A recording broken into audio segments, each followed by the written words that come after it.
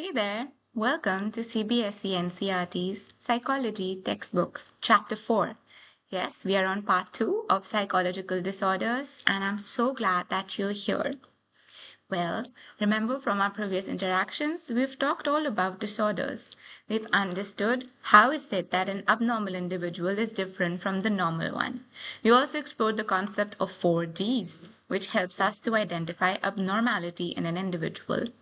We discovered that there are two reasons why an individual is probably called to be abnormal, and that had to do with deviation from social norms and maladaptation. When these two are present in an individual, it is said that failing these two aspects, the individual may show signs and symptoms of acquiring a disorder.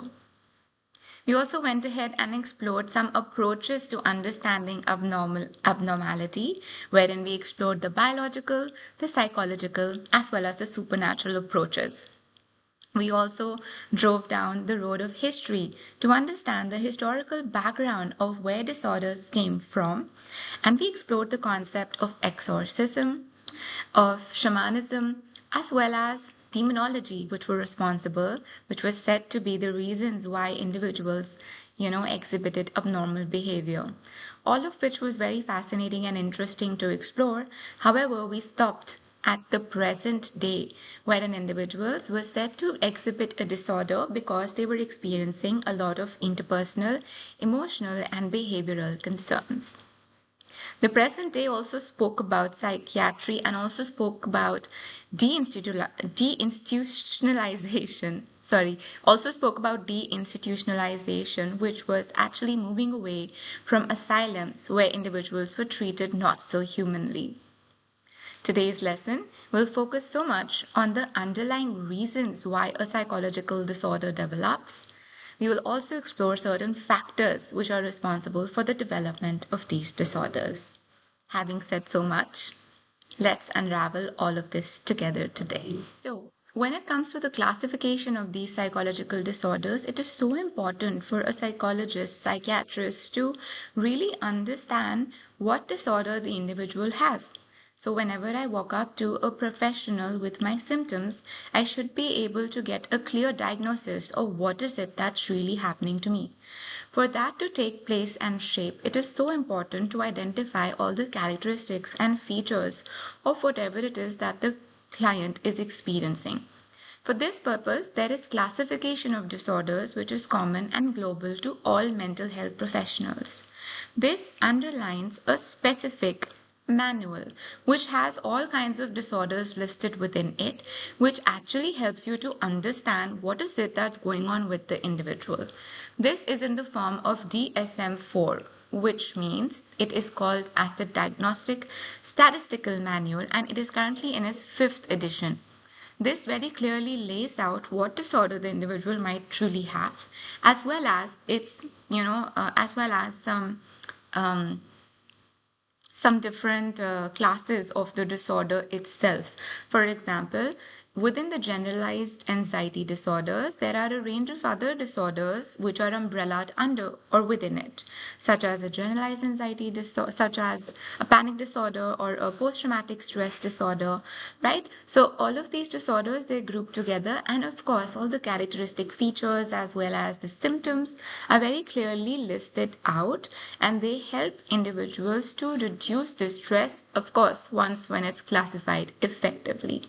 So effective identification of the symptoms of the disorder through the symptoms is actually quite important in treatment as well as maintaining the well-being of the individual.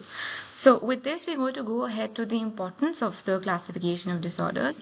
The importance is essential because all psychologists, psychiatrists, and social workers, they need to communicate about it effectively. So let's say that the individual who's approached me as a client might need a referral to another psychologist or psychiatrist who has expertise in the domain that they've been identified with. For this purpose, I would need to be able to communicate effectively to this particular psychologist or a psychiatrist. Therefore, the purpose of communication is important. The other important factor here is to understand the causes and processes which are involved in the development of the disorder.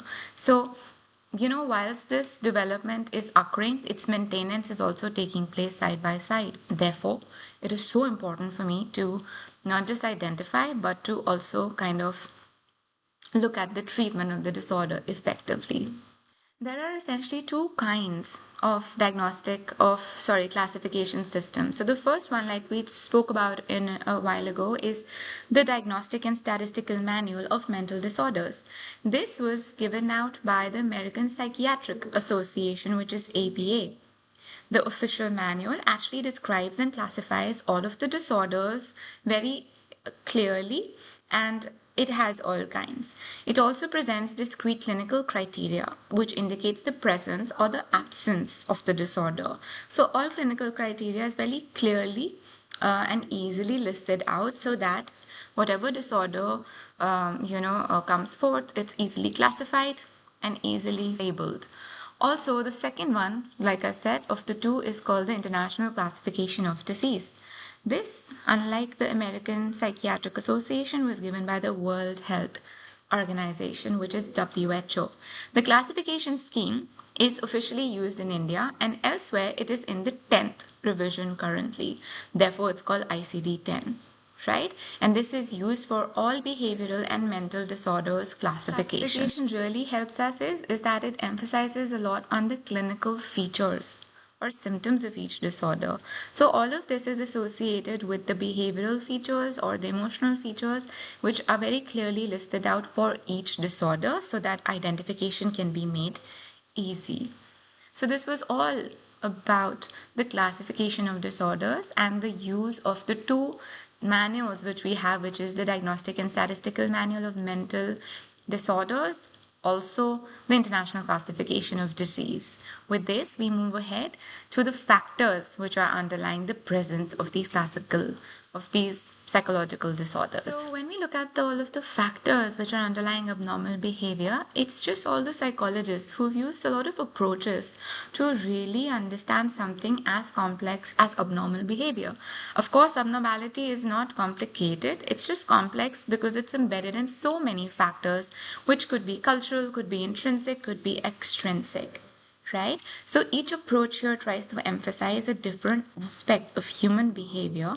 Thereby, it explains and treats abnormality in line with that aspect.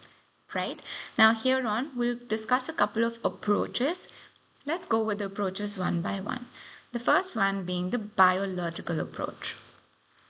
The biological approach, it has a wide range of factors which is set up. According to this approach, they have to believe that it is to do with the faulty gene, the endocrine imbalances, the malnutrition, the injuries, and other conditions which could interfere with the normal development and functioning of the human body. So biologically, it's all those physiological aspects of your genes or the, hormones or the secretion of the fluids within the body, the neurotransmitters or malnutrition, which could be largely responsible for the individual developing with not that optimal functioning, which could create abnormality in the individual's body. The next approach talks about the biochemical factors. According to the biochemical factor, biological researchers have found out that psychological disorders are often related to problems in the transmission of messages from one neuron to the other. So this is neurological in its nature, and the abnormal activity by certain neurotransmitters can actually cause the disorder itself. Right? So that if there is not optimal production of neurotransmitters or all neurotransmitters doing what they've got to do, it can lead to the development of psychological disorders. So neurotransmitters are just those chemicals which are released when an electrical impulse is transmitted to the nerve ending. I'm sure you guys remember all of the biological stuff that you studied about the brain way back in grade 11, and this is just a little bit of that. So all anxiety disorders, for example, they're linked to a very low activity of neurotransmitter called gamma ambutric acid, which is called GABA, right? So if there's very low activity of GABA, which is the neurotransmitter, that does result in anxiety disorder. Also, another example is schizophrenia. This happens because of excess activity of dopamine. So if there is more than enough dopamine which your body must produce, it does result in schizophrenia. Interestingly, depression, it it actually happens because there is lesser amount of serotonin in the body, right? So serotonin reuptakes are basically given as medicines to induce serotonin within the body so that the individual could perform more optimally. The next approach, which we're going to now experience together, is called the genetic factors. Sorry, explore together. So when it comes to genetic factors, guys, genetics, all of this has been linked to bipolar related disorders. So bipolar disorders are those disorders wherein you experience, mania by the morning, depression by the night, or depression by the morning, mania by the night, or it shuffles between the two elated states, elated or depressed states, right? That's why they're called bipolar disorders. Also, schizophrenia, which is generally considered the mother of all disorders, wherein you have hallucinations, delusions. Then there is intellectual disability and other psychological disorders. So, intellectual disability has to do with those individuals who might have some special needs because they might not be able to comprehend academics like other individuals usually do. Okay, so genetic factors are linked to these kind of disorders, and what researchers have interestingly found out about this is that no single gene is responsible for this to develop, right?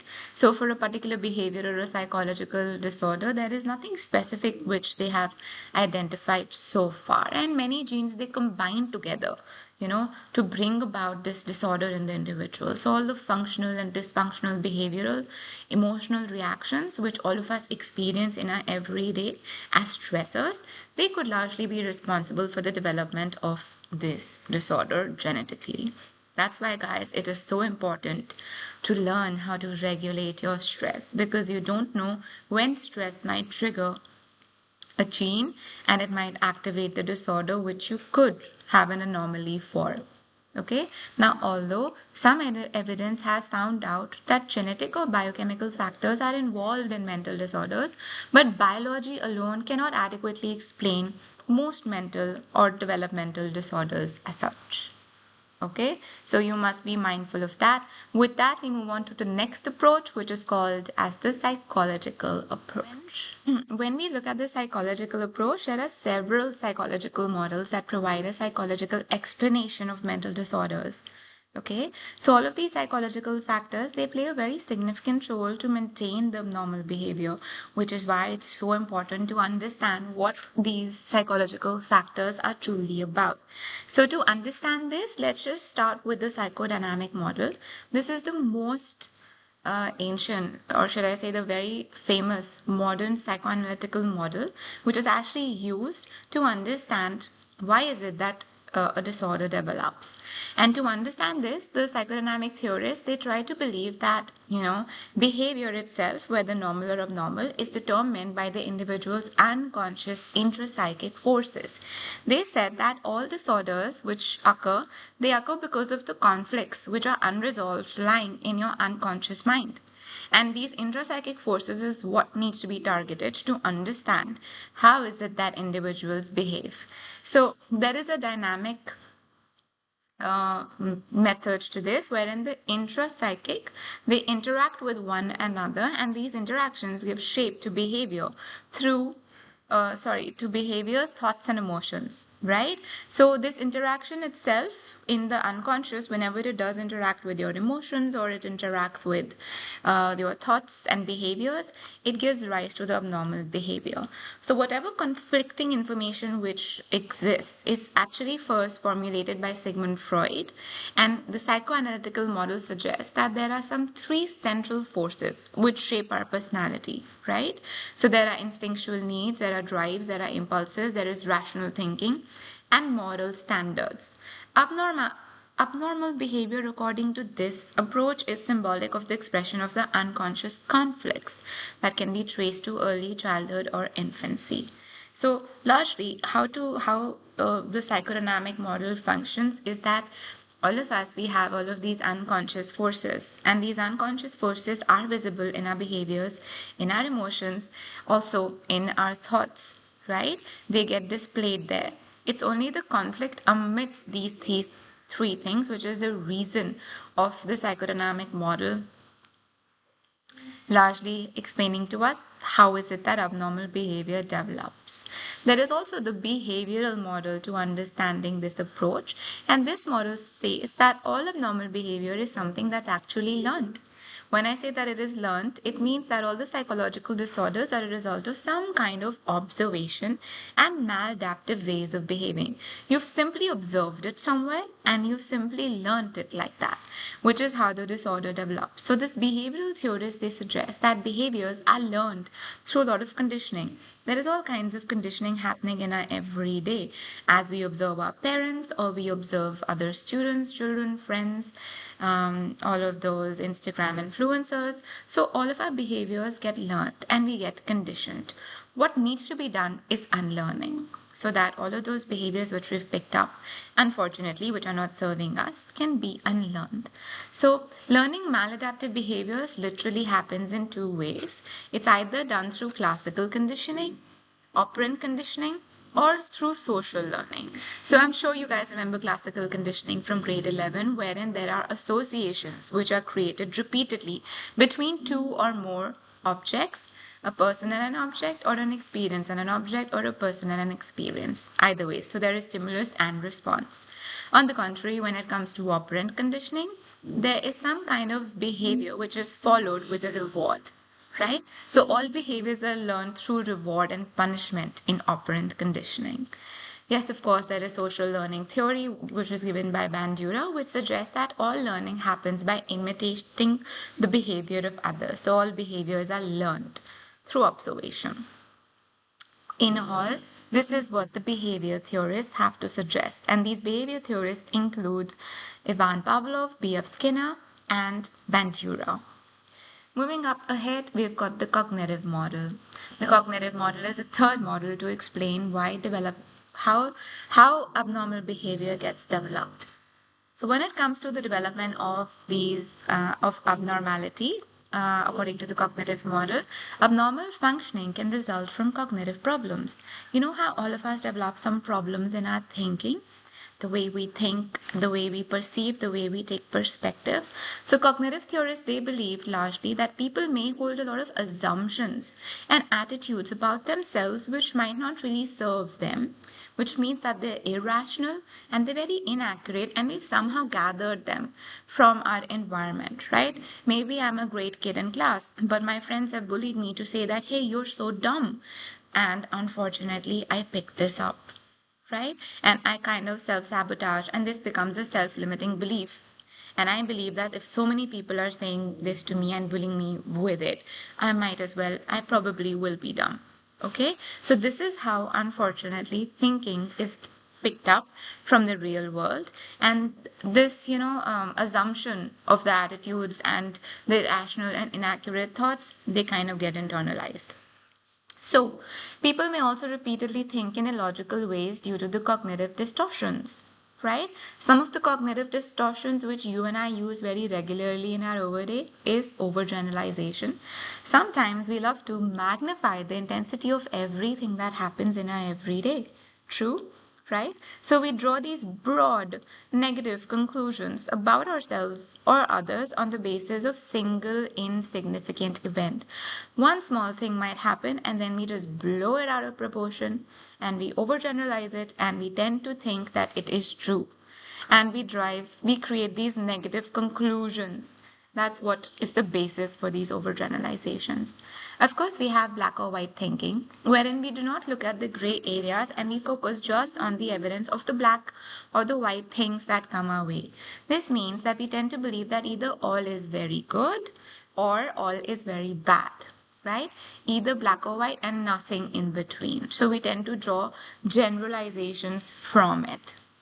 Then there is catastrophizing. Sometimes we tend to, apply magnanimous amount of weightage to the worst possible outcome. We sometimes tend to feel that, even if there is a small thing that could happen, we tend to think that, oh my gosh, this is going to be something very big to deal with. Up next, we've got the humanistic existential model.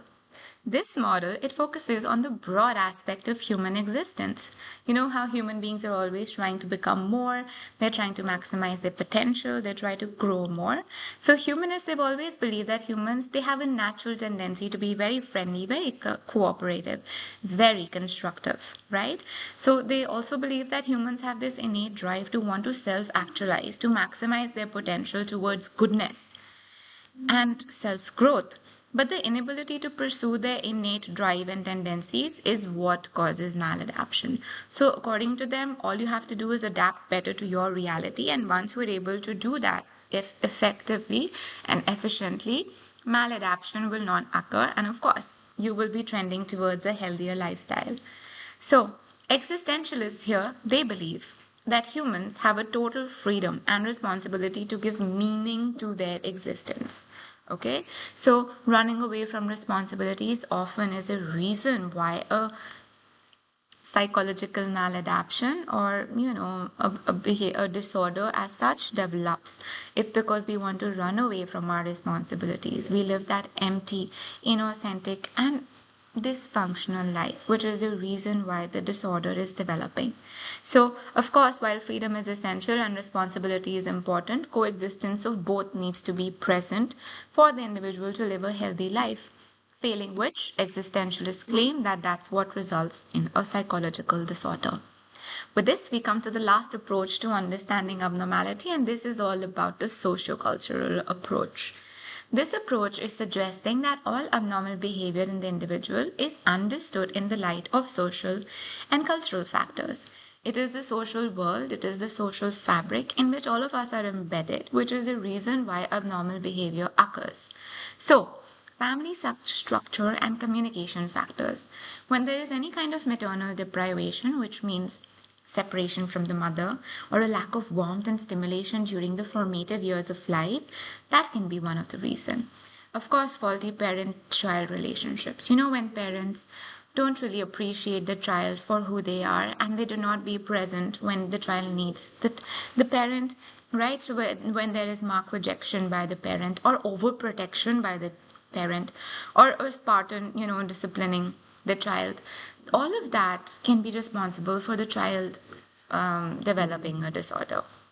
Up next, yes, we've got maladaptive family structures. So, in certain cases, when the family systems are broken, wherein the parents are probably divorced or there is death of one of the parents or any of that, whenever there is any kind of maladaptive behaviors, all of this is also the reason for a sociocultural approach to be prevalent to the development of disorders. This is when the family members are either over involved in each other's activities, thoughts, or feelings, or under involved in it, right? So children from this kind of family also have a lot of difficulty in becoming independent later in life because they're used to either little or no support from the family members itself. Sometimes family members are also under involved or not involved at all in each other's activities, thoughts, and feelings. This also creates a kind of a family bond with the parents wherein there is difficulty in trusting and depending upon them in later life. Up next, we've got the social or networks factors.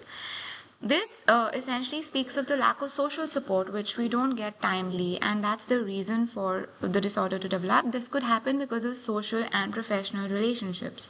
So, a lot of studies have showed that when individuals are experiencing circumstances which are not very fulfilling in their interpersonal relationships, that is likely to create maladaptation. And that maladaptation itself is what creates the disorders because of the social and professional spaces. There are also societal labels and role factors. So, abnormal functioning is influenced by societal labels, right? Because whenever there is this label, it creates a stigma in the individual of having a disorder. And that itself, because you're considered to be deviant or be mentally ill, all of these labels, they stick to the individual. And oftentimes people call them as crazy, and they're encouraged to even use that hey, you're crazy, or he or she even gradually learns to accept and play the sick role because the stigma creates it that, oh, I have this disorder, and so you should excuse me for behaving the way that I'm behaving, or I have this concern or issue. So all of that unnecessary empathy as well also kind of, may not deliver the right support to the child, because some people might assume it to be empathy being given out for nothing. Sorry, sympathy given out for nothing. So also the functions of the disorder itself is quite disturbed, and the maladaptive manner itself can create all of that stress. So which is why the stigma associated with the disorder even makes it more difficult for the individual to heal or to reduce the symptoms. Stressful factors in social context, it's just that all social context is responsible for the psychological problems in some individuals to even be increased, right? So all kinds of things like war, injustice, prejudice, discrimination, economic warfare, employment issues, rapid social changes actually creates a lot of stress in the individuals to acquire the disorder. All of these financial, emotional, behavioral concerns could show up as a result of these socio cultural factors and create more stress in the lives of these individuals, leading to triggering a psychological disorder.